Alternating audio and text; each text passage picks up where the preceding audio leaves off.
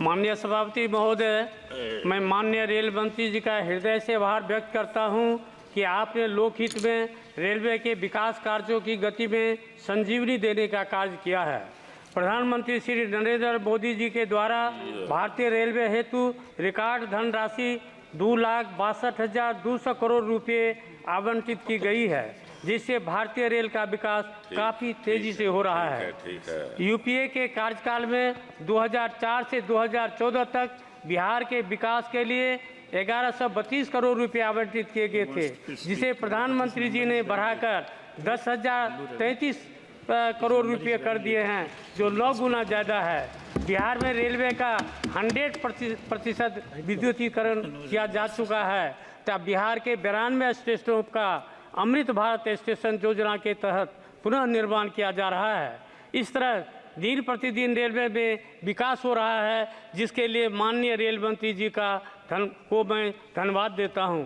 महोदय, मैं आपके माध्यम से अपने संसदीय क्षेत्र सुपौल की मुख्य लंबित मांगों की ओर माननीय रेल मंत्री जी का ध्यान आकृष्ट करना चाहता हूं।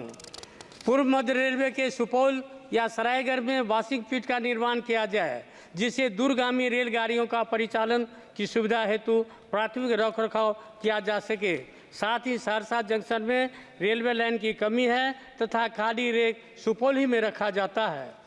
पूर्व मध्य रेलवे अंतर्गत समस्तीपुर मंडल के प्रतापगंज रेलवे स्टेशन पर एक्सप्रेस ट्रेन संख्या 13-211, 13-212, जोगबनी दानापुर तथा 13-213, 13-214 जोगबनी सहरसा का ठहराव 2 मिनट किया जाए, जिससे सीमावर्ती क्षेत्रों की जनता को बिहार की राजधानी पटना तथा जिला मुख्यालय सुपौल आने जाने में सुविधा हो। महोदय, गाड़ी संख्या 12,553, 12,554 वैशाली एक्सप्रेस का विस्तार सहरसा से सुपौल या सरायगढ़ तक किया जाए। गाड़ी संख्या 15,289, 15,280 पूर्वैया एक्सप्रेस का विस्तार सहरसा से सुपौल या सरायगढ़ तक किया जाए। गाड़ी संख्या 14,603, 14,604 अमृतसर सहरसा जनसाधारण एक्सप्रेस सहरसा जंक्शन पर 21 घंटा से अधिक खड़ी रहती है, जिसका प्राथमिक रखरखाव भी अमृतसर में ही किया जाता है। इसलिए इसका विस्तार सुपौल होते हुए फारिसगंज या जोगबनी तक किया जाए।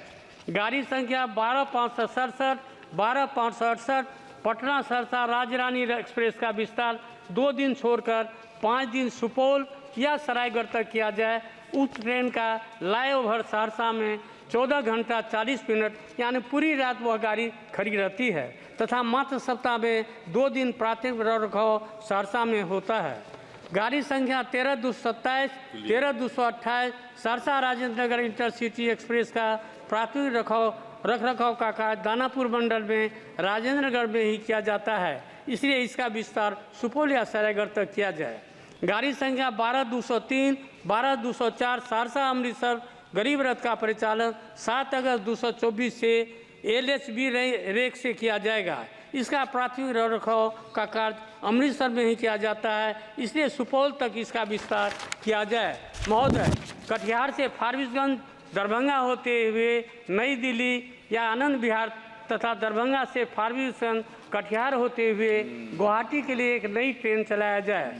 पैसेंजर गाड़ी संख्या 5,523, 5,524 सहरसा सरायगढ़ डेमू को सहरसा से 14 बजे खोल करके इसका विस्तार फारबिसगंज तक किया जाए और वापसी में जनहित का मेल हेतु 22-23 बजे तक सहरसा पहुंचाया जाए, जिससे अन्य ट्रेनों को पकड़ने में सुविधा मिलेगी। गाड़ी संख्या 13,205, 13,206 सहरसा पाटलिपुत्र जनहित एक्सप्रेस को एक अतिरिक्त रेक देकर पटना से रात्रिकालीन ट्रेन के रूप में चलाया जाए। साथ ही इसका विस्तार सहरसा से आगे सुपौल होकर सरायगढ़ या फारबिसगंज तक हो। ट्रेन का रखरखाव दानापुर मंडल में हो। गाड़ी संख्या 13,163, 13,164 सियालदह सहरसा हाटे बाजारे एक्सप्रेस का सुपौल तक विस्तार किया जाए। समस्तीपुर मंडल अंतर्गत निर्मली रेलवे स्टेशन एवं घुघरिया रेलवे स्टेशन के बीच बेल्ही में हॉल्ट बनाया जाए। फारबिसगंज से भाया सुपौल सहरसा से नई दिल्ली तक अमृत भारत एक्सप्रेस नई ट्रेन चलाई जाए। समस्तीपुर मंडल अंतर्गत 1934 के भूकंप में ध्वस्त प्रतापगंज से भीमनगर रेल लाइन का सर्वे का कार्य पूरा हो चुका है। नई रेल लाइन स्वीकृत कर रेल लाइन का निर्माण कर परिचालन किया जाए। पूर्व मध्य रेलवे के सहरसा से मानसी तक रेल लाइन का दोहरीकरण किया जाए।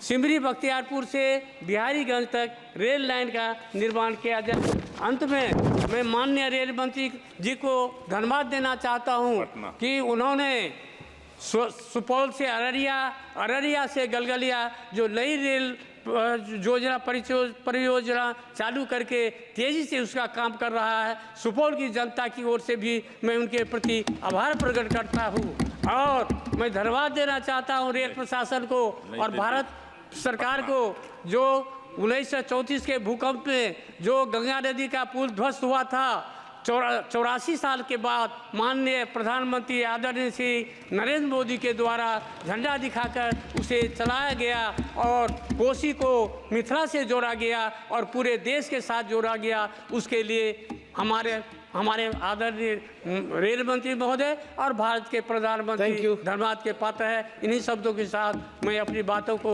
समाप्त करता हूं और मुझे पूरा विश्वास है माननीय रेल मंत्री महोदय यहाँ अवेलेबल है, उपस्थित है, जो हमारी इन मांगों के ऊपर उनका ध्यान मैं आकृष्ट करना चाहता हूं और इन मांगों का जल्द से जल्द उसका जो है समाधान किया जाए। बहुत बहुत धन्यवाद। श्री ओमराजे निंबाळकर।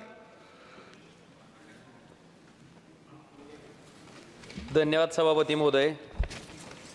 मी या ठिकाणी